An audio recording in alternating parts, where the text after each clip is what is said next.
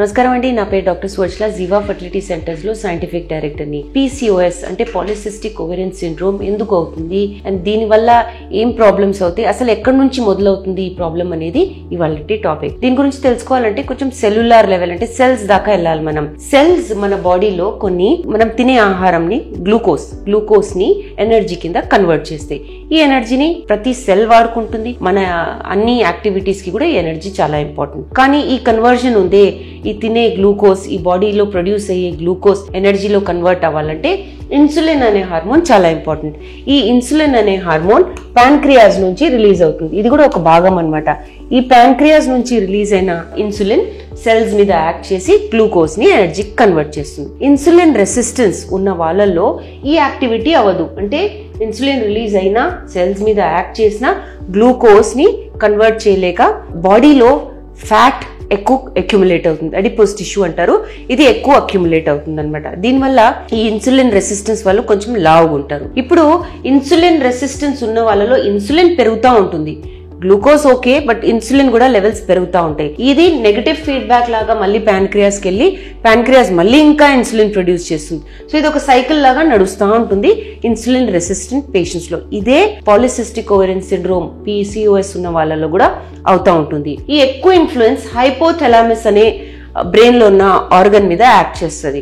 Hypothalamus pituitary అనే organs brain లో ఉంటాయి. ఇవి అన్ని హార్మోన్స్ రిలీజ్ చేస్తాయి. థైరాయిడ్ లాంటిది, ప్రోలాక్టిన్, ఇంకా మీకు ప్రెగ్నెంట్ అవ్వాలంటే కూడా కొన్ని hormones, luteinising hormone, follicle stimulating hormone, ఇవన్నిటికీ ఈ హైపోథాలమస్ పిట్యూటరీ అనేది సైట్ అన్నమాట. అక్కడ నుంచి సిగ్నల్స్ వెళ్తుంటాయి రిలీజ్ అవ్వడానికి. ఎక్కువ ఉన్న ఇన్సులిన్ హైపోథాలమస్ మీద కూడా ప్రభావం చూపిస్తుంది. అండ్ LH, FSH హార్మోన్స్ కూడా ఇంబ్యాలెన్స్ అవుతాయి. LH అనే హార్మోన్ చాలా ఎక్కువైపోతుంది. అది అండాశయాల మీద ప్రభావం చూపిస్తుంది. అండాశయాల్లో ఎలాగైపోతుందంటే నీటి బుడుపులు అంటారే, అవి తయారవుతాయి. అంటే పాలిసిస్టిక్, సిస్ట్ అంటే నీరు నిండిన ఓవరీ.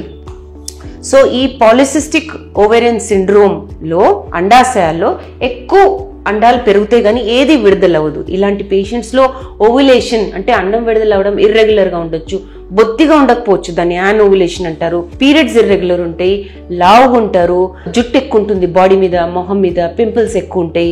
లావుగా ఉండడం వల్ల BMI కూడా ఎక్కువ ఉండడం, అలాంటి ప్రాబ్లమ్స్ ఉంటాయి. ఇర్రెగ్యులర్ పీరియడ్స్ వల్ల, ఇర్రెగ్యులర్ ఓవ్యులేషన్ వల్ల, అండాశయాల నుంచి అండాలు విడుదలవ్వడం వల్ల వాళ్ళ ప్రెగ్నెన్సీ ప్లానింగ్ కూడా ఎలా చేసుకోవాలో వాళ్ళకి అర్థం కాదు. ఎందుకంటే ఎప్పుడు రిలీజ్ అవుతుందో తెలియదు. భార్యాభర్తలు ఎప్పుడు కలిస్తే కరెక్ట్ అనేది కూడా అర్థం కాదు.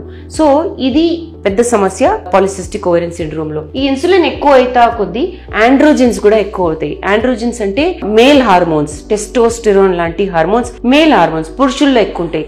ఈ PCOS పేషెంట్స్ లో ఆండ్రోజెన్స్, టెస్టోస్టెరోన్ కూడా ఎక్కువ అయిపోతుంది.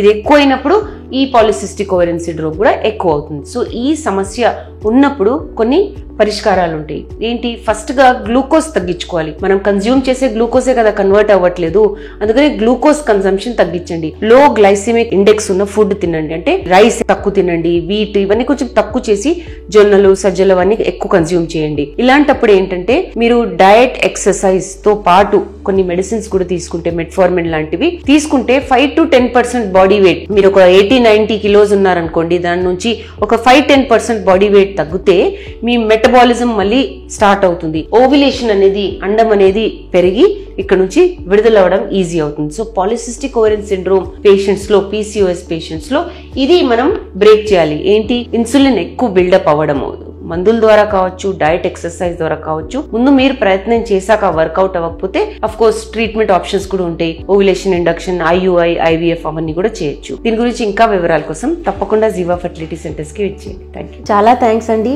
మా వీడియోస్ చూస్తున్నందుకు. మరిన్ని ఇలాంటి ఇంట్రెస్టింగ్ వీడియోస్ కోసం మా ఛానల్ ని తప్పకుండా సబ్స్క్రైబ్ చేయండి. Thank you.